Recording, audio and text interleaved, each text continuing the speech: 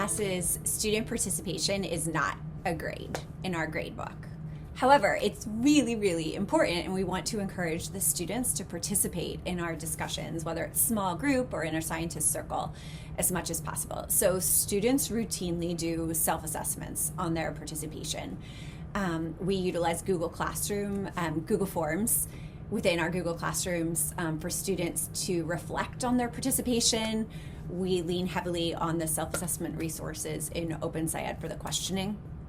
And then we also use those and the students' responses to those to set individual and student goals, and are able to use those as points of conversation in student mini conferences. But participation is not a grade. So in my classroom, engaging in discussion is absolutely critical practice, and practice gets feedback, not a grade.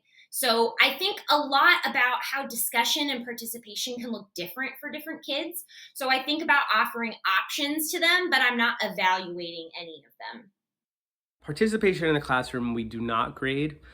We had tried to grade participation and discussion in the class and found that kids became anxious about it, and then participation was not as genuine as it should be. It started to become more of a check the box kind of thing.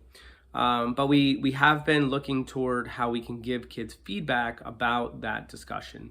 So we've been using the self-reflection tool that OpenSciEd provides.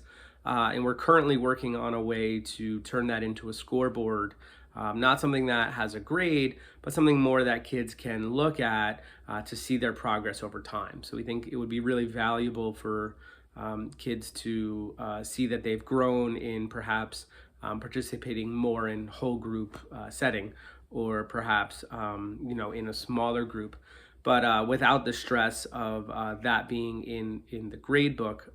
In my district in particular, kids can become very focused on the number and not necessarily the process. So things like discussion and participation in those soft skills, currently looking for ways to give kids the data without actually tying a number to it.